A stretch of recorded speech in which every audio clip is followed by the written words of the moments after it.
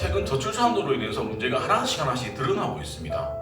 가장 최근에 건대역 근처에 하양초등학교가 폐교가 됐고, 그리고 도봉구의 도봉고등학교가 폐교가 됐대요. 저출산 현상은 옛날에는 농어촌에만 좀 있었는데 대한민국 수도 중심에서 하나씩 일어나고 있다는 거예요. 그래서 아마 이제는 더 많은 학교들이 폐교를 하지 않을까. 왜냐면 학생이 없으니까. 학계 출산율이라는 얘기를 아마 안 들어보셨을 거예요. 저 처음 들어봤습니다. 한 부부가 결혼해서 애를 낳는 수를 말하는 게 아니라 한 여자가 가임기간이라고 하면 15세에서 49세까지입니다. 그 가임기간에 아이를 낳을 것으로 기대하는 평균 출생수예요. 자, 그것이 2018년도 조사해보니까 0.98명이었어요. 한 명이 채 안 돼요. 그리고 2023년도에는 0.7이 더 떨어진 거예요. 결국에는 한 명도 놓지 않겠다라는 통계가 지금 드러났고, 그것이 오늘날 우리가 고스란히 지금 느끼고 있는 시대 상황인 것 같습니다. 2006년도 영국 옥스퍼드 대학 인구문제연구소에서 어떤 예측을 했냐고 하면 2505년도에 서울의 마지막 시민이 태어날 거라는 거예요. 그리고 제일 아마 부모는 가장 먼저 사라진 나라가 대한민국이라는 거예요. 그러니까 나와 큰 게 없는 것처럼 느끼시겠지만 한편으로 보면 저출산의 문제가 우리 교회와 그리고 신앙에 밀접한 관계가 있다는 겁니다. 왜냐하면 저출산이 되어지면 인원수가 줄고, 그러면 자연스럽게 영적인 대가 끊긴다는 거예요. 목회 데이터 연구소에서 이제 통계를 보면 도시 교회 주일학교 수가 계속적으로 준다라고 해요. 그래서 부산에 있는 1800개 교회를 조사했어요. 유치부부터 대학부까지. 그중에 모든 부서가 있는 주일학교가 1800개 중에 몇 개가 되는 줄 아세요? 64개.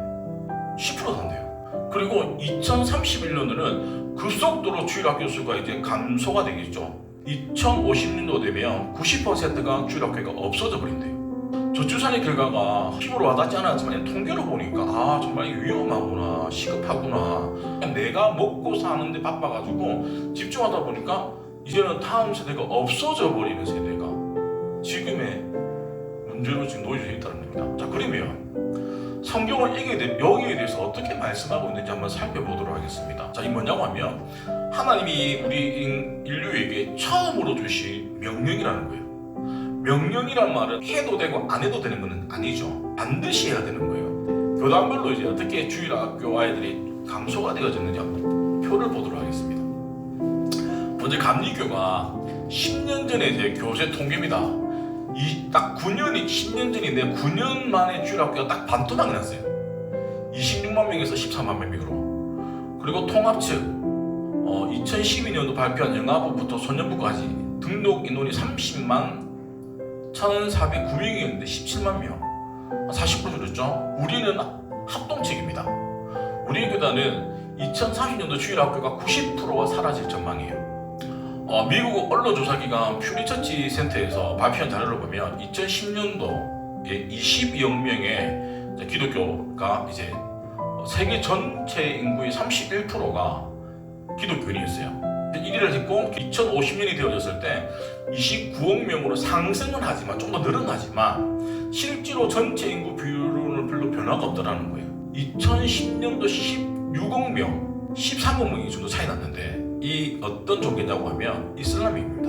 2050년 되면 28억, 그러니까 거진 대동소이하게 1등과 2등의 차이가 격차가 확 났는데 2050년 되면은 이제 비슷해진다는 거예요. 자, 보세요. 이슬람 신도를 가리키면 무슬림이라고 해요. 이 이슬람은 보통 이제 A를 평균적으로 6명씩 낳아요. 계속. 그래 놓을 수 있는 이유가 뭘까요? 일부 다처제예요. 그 무슬림의 특징이 뭐냐고 하면 가정에서 자녀들을 철저하게 자신이 믿고 있는 종교 교육을 합니다. 무슬림이 유럽에 이제 몇 명 있냐고 하면 3,800만 명이 있고 프랑스가 이제 10%, 네덜란드 6%, 독일 4.9%, 영국 3%. 자, 그런데 프랑스는 10%지만 20세 미만 무슬림은 34%예요. 그러니까 어린애들이 많다는 거예요. 그러니까 어린애들이 나이가 크고 결혼하고 장가다 보면 기하급수적으로 늘어나겠죠. 자, 그래서 통계학자가 봤을 때 프랑스는 35년 지나면 이슬람화가 되어진대요. 프랑스는. 그리고 독일은 64년 지나면 이슬람화가 되어지고, 그리고 가장 심각한 나라가 네덜란드인데 네덜란드는 신생아 70%가 무슬림이라고 합니다. 시간이 지나면 자연적으로 걔네들은 이제 무슬림 되어지겠죠. 그래서 네덜란드는 앞으로 한 6년 뒤면 이슬람화가 되어진다는 통계예요. 그러니까 결국에는 우리는 성경의 가치관을 가지고 살아야 한다는 것들을 우리가 기억하셔야 됩니다. 그래서 우리가 출산하고 생육하고 번성하는 것들은 그냥 교회가 없어지고 나라가 없어지는 것을 무서워서 하는 게 아니라 하나님의 명령이고 우리의 사명이라는 것들을 기억하셔야 됩니다. 우리가 결혼하고 아이를 낳는 것은 하나님의 주신 축복이자 의무입니다. 왜 축복이냐고 하면 하나님은 하나님의 백성에 대해서는 끝까지 책임을 지시는 분이에요. 자, 하나님의 백성이 되어지는 가장 전제 조건은 뭐냐? 말씀에 따라가는 사람이라는 거예요. 근데 우리는 놓치게 되는 게 뭐냐고 하면 말씀보다 세상의 법이 항상 더 우선이 되어지는 경우가 너무 많다는 거예요. 우리 국가 정책 중에 하나가 옛날에 70년도 아마 다 기억하실 거예요. 아들, 딸 구별 말고 둘만 낳아 잘 기르자, 기억나시죠? 그러다가 80년대는 뭐냐? 잘 키운 딸 하나, 아들 하나 안 부럽다.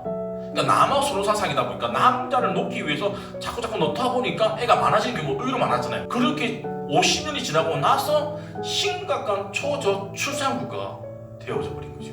자, 결국에는 다음 세대 또한 신앙을 이어줄 다음 세대가 없는 것들이 너무 뼈아픈 현실이죠. 또 하나 문제가 뭐냐고 하면 요즘 사회 트렌드가 여성들이 자녀를 출산하고 양육하는 데 보내는 시간이 낭비라는 이미지가 되게 많아요. 그래서 낭비고 희생이라는 개념이 자리 잡는 분위기를 만들었기 때문에 집에서 애 키우고 놀고 있으면 어떻습니까? 사회 이미지가 무능력하고 남자 의존적이고 되게 좀 왜 저렇게 살까라고 시선이 있는 거예요 이제는. 근데 보세요, 엄마의 가장 큰 사명이 뭐예요? 돈 버는 게 아니고 자녀를 키우는 거예요. 조사를 했습니다. 조사를 하니까 결혼을 해야 된다는 퍼센테이지가 40%밖에 안 된대요. 60%는 안 해도 된다.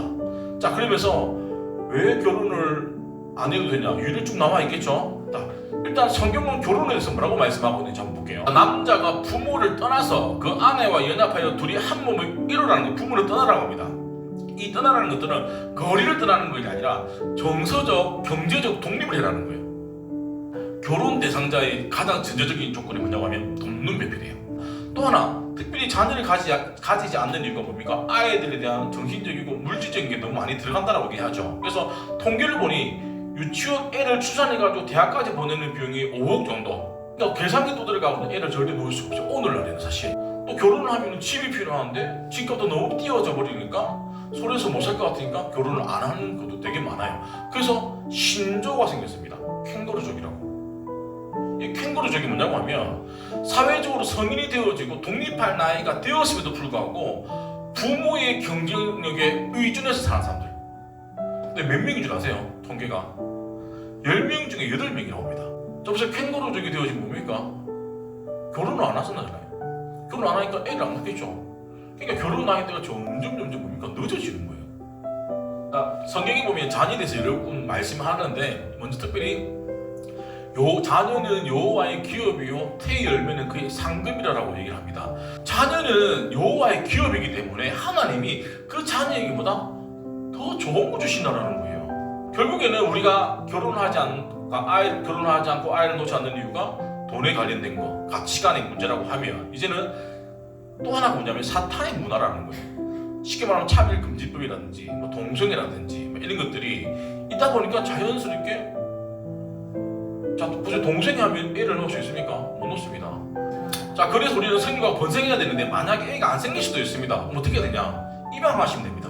절대 반려견을 입양하시면 안 돼요. 그 입양의 개념은 사람을 잘 키워서 내가 하나님 나에게 생명의 태의 열매를 주시지 않는다고 하면 내가 입양이라는 것을 통해서 사람 아이를 키워서 내 아이를 키우시면 돼요. 자, 여기서 이제 상급이라고 했는데 앞에 이제 기업했고 이제 태의 열매는 그게 상급이라고 했는데 상급의 뜻은 원문에 보면 히브리어로 사카르인데 이 뜻이 뭐냐고 하면 임금, 보상, 대가를 표현해요. 그러니까 여기서 말하는 상급은 이제 대가인데 기억해야 될 것이 뭐냐고 하면 이 아이는 하나님의 순종에서 내가 낳았다라고 하면 하나님의 열매고 기업이고 그 기업을 통해서 나에게는 보다 상급으로 다가온다. 왜냐하면 하나님의 자녀고 하나님이 책임져 주시기 때문입니다. 젊은 자의 자식은 뭐냐고 하면 젊을 때 낳은 자녀예요. 젊은 날 때 빨리 애를 낳아야 돼. 중요한 거는 젊은 날에 애를 많이 낳으라는 것들은 뭐냐?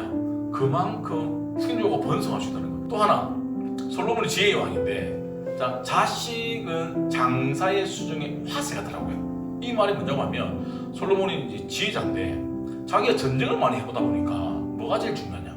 그러니까 이게 군사가 많이 필요하구나. 그래서 전쟁에 승리하려고 하면 군인이 많이 있어야 되겠구나. 그래서 솔로몬이 어떻게 표현했냐면 자식을 하살로 표현한 거예요. 그러니까 하살 초기 말은 뭡니까?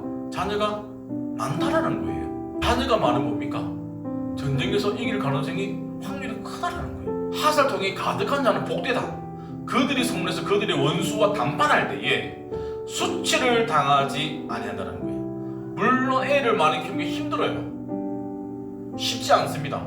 그리고 어떤 애들은 도로 편의점 넣고 싶은 애도 있을 거예요, 분명히.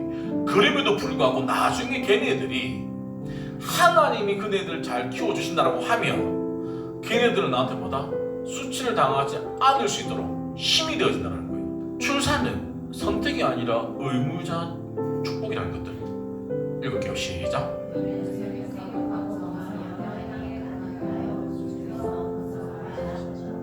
기도하도록 하겠습니다.